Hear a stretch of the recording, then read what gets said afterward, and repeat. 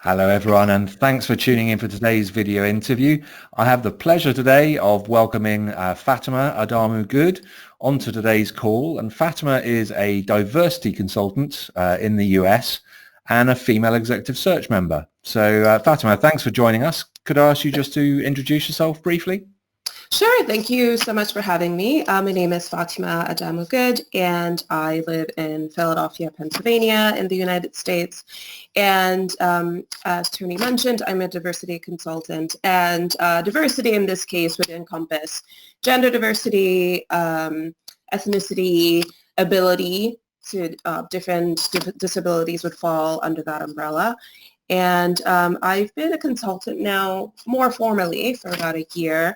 Prior to that, I found kind of spontaneous instances in different organizational settings that I was in to address, or I guess, call people's attention to and address any inequities that I noticed within the organization and try to provide some opportunities to facilitate greater inclusion and diversity within the business. So I currently practice as an occupational therapist, so treating in geriatrics, pediatrics, and upper extremity rehabilitation more specifically. And healthcare is a discipline that treats all populations. However, unfortunately, in the ranks of professionals, there tends to be a significant lack of diversity, especially ethnicity and ability in terms of who goes into leadership positions and who might be in the kind of professorial roles. So my work aims to shift that dynamic as best I can. Terrific. So how do you see your role as a female top executive? And can you talk to me a little bit about leadership in business and how you see diversity impacting that, for example?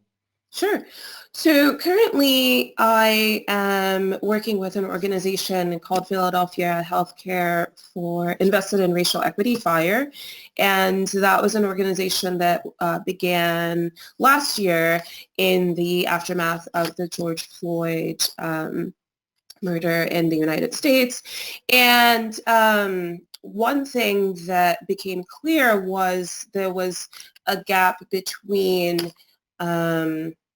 people, like healthcare professionals' understanding of racial disparities in the outcomes of patients. So what I mean by that is there are a lot of, in school, for example, when I was training to be an occupational therapist, I wasn't taught about the ways that the bias of the doctor or the nurse might influence their ability to treat the patient, right?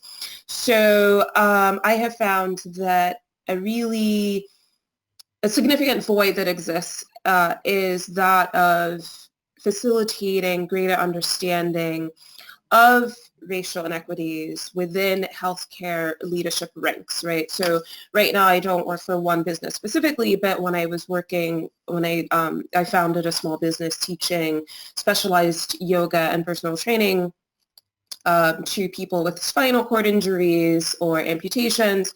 And one thing that became clear was that there was a lack of, again, appreciation for the value that diversity in all its forms could bring to just the fabric of a city, the fabric of an organization. And so I really make it my mission to try to advocate for all the unseen or underrepresented populations as best I can. So whether that be ethnicity, gender, and I do find that my passion for research and my passion for presenting and connecting different disciplines lends itself to hopefully being a solid advocate in the increasing of diversity in different settings.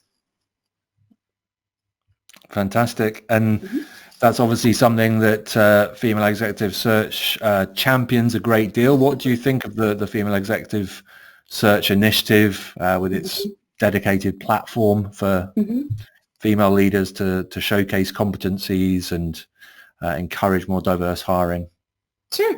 I think that it is long overdue. I think a lot of research has shown, I think from 2014, 2019, from McKinsey and PricewaterhouseCoopers showed that female leadership and just having more female membership on boards of organizations leads to greater profit margins and just greater GDP in different countries. So I know that Europe is slightly ahead as far as its gender diversity on boards, but in significant economies like India, there is still a lack of leadership. And when you think about the population and just the talent and the creativity and innovative drive that exists within whole populations, it seems a bit silly to not be capitalizing on that as much as we can, right? Because you're essentially trying to, I don't know, fix an engine with one hand tied behind your back,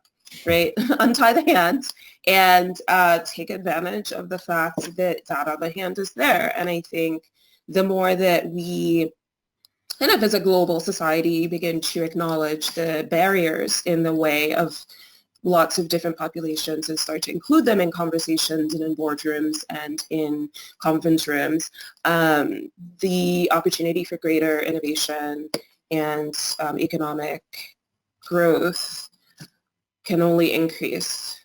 So yeah, I think it's a great initiative. Terrific. Well, thank you so much for your time today, and wish Yeah. everyone a great rest of the week. Bye for now. Thank you, Tony. Bye.